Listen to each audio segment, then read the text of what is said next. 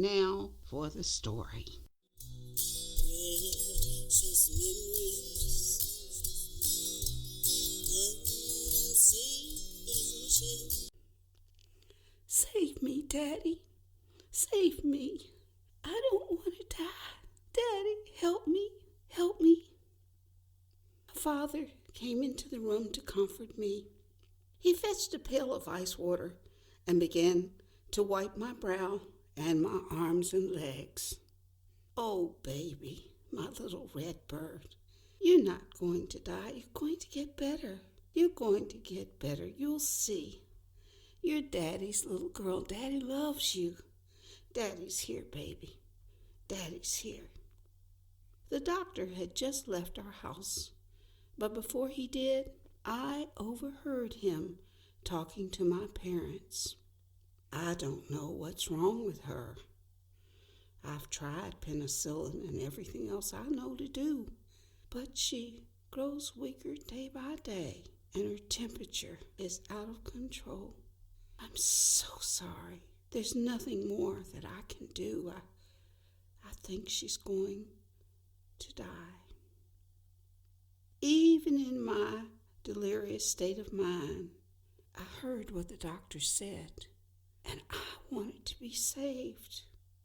With such darkness all around me, I felt like I was drowning and I was about to go under. Somehow, through the darkness, I just knew that my daddy was a light that could guide me out. Sick for more than a month, my weight had dropped to 40 pounds. I was just wasting away until that evening when I felt like I couldn't go much further. My daddy saved me. After sitting by my bedside for a while, he got up and dropped to his knees beside my bed and started to pray. He prayed out loud that night, pouring out his heart down on his knees. Through his tears of sadness, Daddy called out to the one presence and one power that he knew could save my life and heal my little body. All night long, he prayed. In my fits of waking and sleeping, I heard him. He was fighting for my life, and it comforted my soul. Early that next morning, I suddenly awoke. All was quiet and still in our home, and Daddy's head was resting on my bed. He had finally fallen asleep on his knees. Then I saw it. I saw it.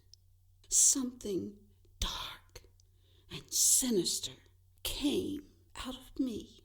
It was like a shimmering shadow, and I watched it move along the wall until it came to the window, and then it went out, and the sunshine came pouring in at that very moment, and my fever broke.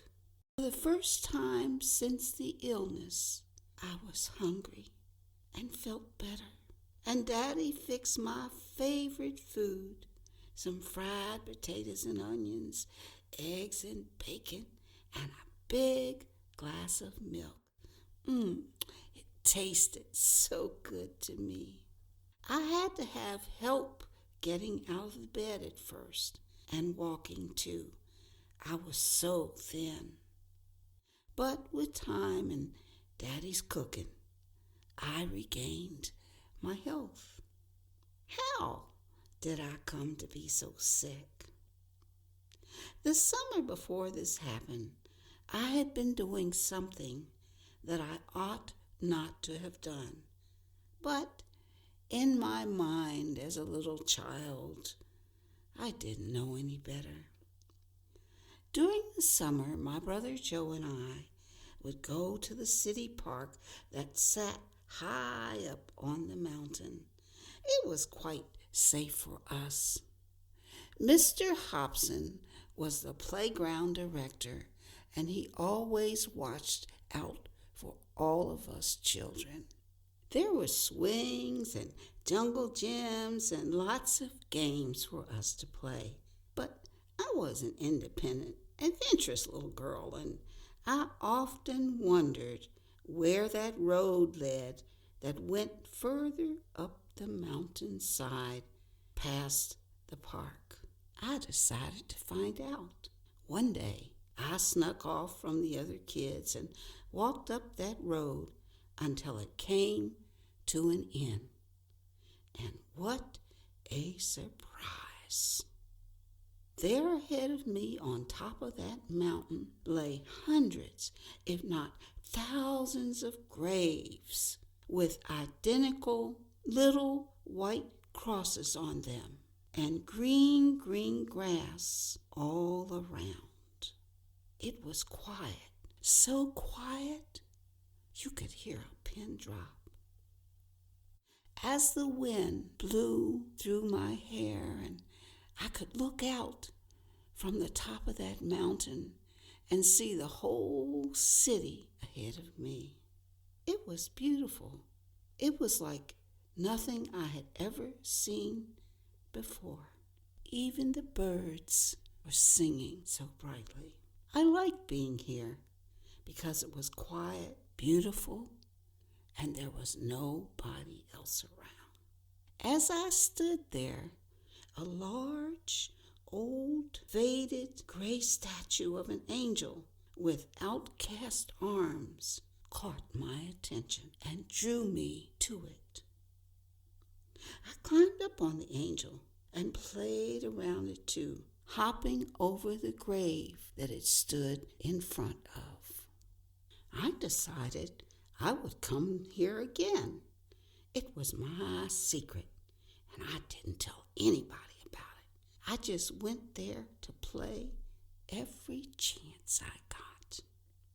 Soon, fall came, and it was time to go back to school. It was the first year of school integration in West Virginia, and I was going to a new school. I'd be in the 4th grade. I started off early because I had a long way to walk, but before I got halfway there, suddenly I felt this chill just go down my spine through my body. When I looked down, there were big welts on my hands, my arms, my legs, and I felt my face. They were there too. Oh, I ran home crying, so scared. Mama, Mama, Mama, there's something on me. But as soon as I went in the house, the welts mysteriously disappeared. Mama looked me over and said, "Girl, there's nothing wrong with you. Get out of here and go to school." She did not believe me. So once again, I set out for school. And again, after I'd gone a little way, the welts appeared. This time when I got home, Mama saw them and she gasped, "Oh my Lord!" She said I looked as though someone had taken a belt and just whipped me with it. She put me to bed and called the doctor right away. Anyway, I regained my health, grew to womanhood, and had virtually forgotten all about this experience until I came to Chicago in the late 90s and took a job as a sales agent for a local cemetery. I tell you, from the very beginning, my spirit was not at peace there, especially after the managers told us about the dogs that they kept tied up until nightfall, and then they would let them loose in the cemetery. And they said the dogs would howl something terrible around certain graves. It made me afraid. Anyway, I needed a job, so I was trying to make the best of it until one day a little lady came and asked me to give her a tour of the cemetery. She was elderly and quite beautiful, with a full head of gray hair that almost seemed to have a halo around it. Her presence was quite angelic, and there was a sweet scent coming from her. I thought it was her perfume. Why, yes, of course. I'd be delighted to show you around, I told her. We got in the car and started off. We did not get very far on our tour when she turned and said to me, "What are you doing here? Don't you remember what happened to you as a child? Your spirit is very open and you must not stay here. Leave this place immediately. Never come into a graveyard again." How could she have known? Who was she? I asked myself. To this day, I do not know. I can only surmise. I think she was an angel who had come to warn me not to do this again. That very afternoon, I cleared out my desk and never went back. Shortly after this experience, a revelation came through to me while I was in prayer, telling me what had happened to me in childhood. It seems that an evil spirit had taken possession of my little body from playing around that graveyard statue. It would have taken my life but for the prayers of my father. Through his all-night prayer vigil and his wonderful righteous spirit, he drove it out. It was an experience I shall never forget.